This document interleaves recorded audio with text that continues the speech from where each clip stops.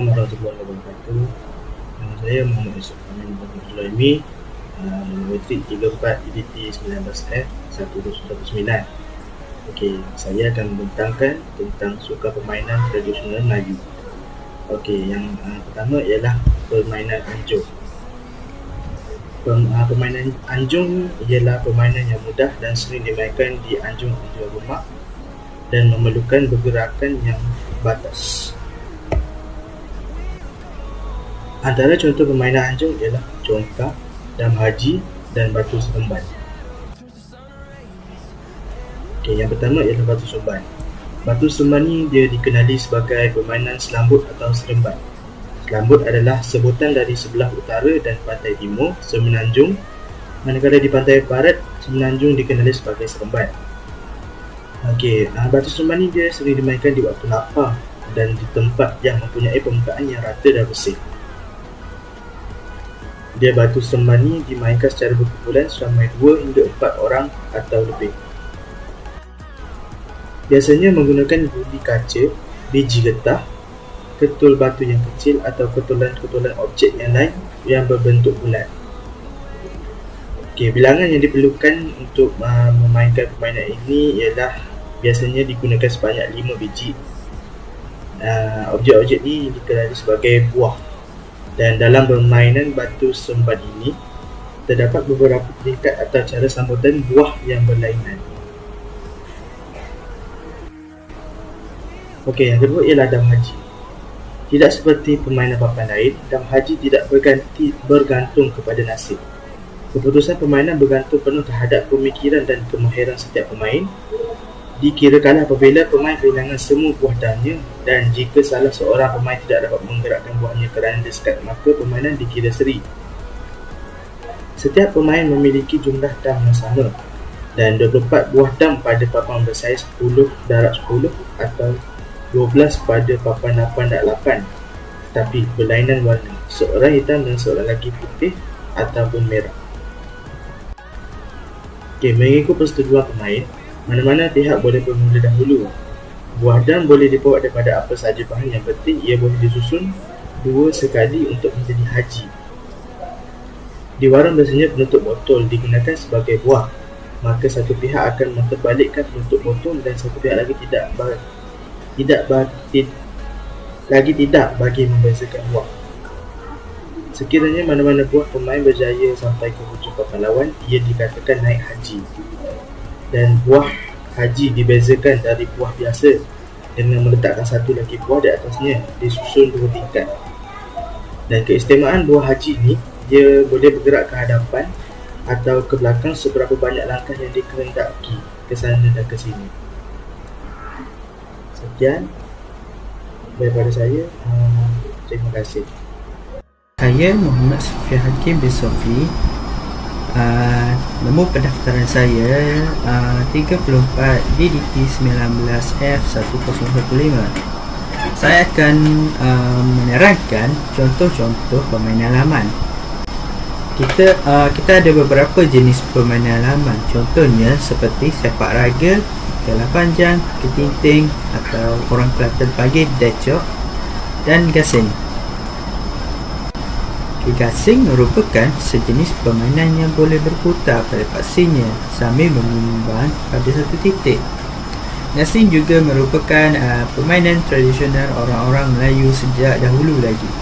Biasanya orang Melayu kita dimainkan selepas musim menuai.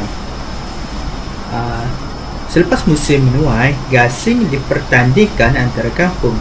Pemenang dikira berdasarkan tempoh masa gasing mampu berputar. Gasing juga dibuat daripada kayu berbaru, kemuning, merbau, rembai, durian atau kundang. Kayu tersebut akan ditakik-takik dan dikikis sehingga menjadi bentuk gasing. Tali gasing juga dibuat daripada kulit pokok berbaru. Tetapi sekarang, tali gasing dibuat daripada tali nilon. Panjang tali gasing biasanya bergantung kepada panjang tangan seseorang, biasanya 1 meter panjangnya. Minyak kelapa juga digunakan untuk melincingkan pergerakan tali gasing. Terdapat 5 langkah utama permainan gasing, iaitu melilik tali, melilik gasing, mengusin gasing, melangkah dan mengangkat gasing. Seterusnya adalah sepak raga atau sepak takraw. Sepak takraw diperkenalkan sejak zaman Kesultanan Melayu Melaka. Pada masa itu, permainan ini dimainkan oleh golongan bangsawan. Rakyat biasa juga menggemari permainan ini. Pada masa sekarang, sepak raga dikenali sebagai sepak takraw. Ia bukan hanya dimainkan oleh orang Melayu sahaja, tetapi bangsa-bangsa lain malah telah dikenali di seluruh dunia. Bola sepak raga diperbuat daripada bilah-bilah rotan yang dianyam bulat seperti raga sebesar isi buah kelapa, 2 atau 3 lapis. Permainan ini dimulakan dengan salah seorang pemain melambung bola kepada rakannya dengan tangan. Rakannya akan menimang bola itu dengan kakinya sekali atau beberapa kali. Sebelum menendangnya ke arah pemain yang lain, pemain yang membentuk lingkungan atau bulatan itu mesti bergili-gili menimang bola dan mengawal supaya tidak jatuh ke bumi. Jatuh ke tanah lah maksudnya. Jika bola itu jatuh, maka pemain dalam pusingan tersebut ditamatkan dan mata akan dikira ke pihak lawan. Saya akan teruskan untuk sukan permainan tradisional kaum Cina. Sebelum itu, nama saya Muhammad Azizi Berfauzi dengan nombor matrik 34 DDT 19F1026. Bagi pemandangan e-folio, saya memilih untuk sukan permainan tradisional kaum Cina. Ada 3 permainan. Pertamanya mahjong, kemudian yoyo Cina dan jiangqi. Permainan ini dimainkan oleh kaum Cina. Yoyo Cina, permainan dari Cina yang mempunyai 2 cakra yang sama saiz yang dihubungkan oleh gandar dan panjang. Kemudian yoyo Cina akan sentiasa berpusing pada tali yang diikat pada 2 batang kayu kecil. Seterusnya, pemain akan memegang hujung kedua-dua kayu dan mengimbangi yoyo daripada terjatuh. Imbangan. Seterusnya, yoyo Cina tradisional diperbuat daripada buluh, di mana ianya mudah patah dan tidak sesuai untuk aksi-aksi lasak. Ini kerana buluh sangatlah lembut. Permainan ini dipercayai telah wujud sejak dinasti Ming sekitar tahun 1386 hingga tahun 1644 selepas Masihi. Sesetengah yoyo ini dimasukkan alat pusikan dengan laju. Sesetengah yoyo ini dimasukkan alat yang menghasilkan bunyi apabila dipusikan dengan laju. Bunyi ini membolehkan pemainnya mengimbangi kelajuan yoyo tersebut. Permainan ini dia menggunakan kayu atau buluh untuk mengimbangi yoyo tersebut. Okey, seterusnya mahjong. Mahjong ni merupakan permainan untuk 4 orang yang berasal dari China.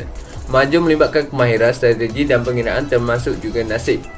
Bergantung kepada variasi yang dimainkan, nasib boleh menjadi isu remeh atau faktor utama kejayaan.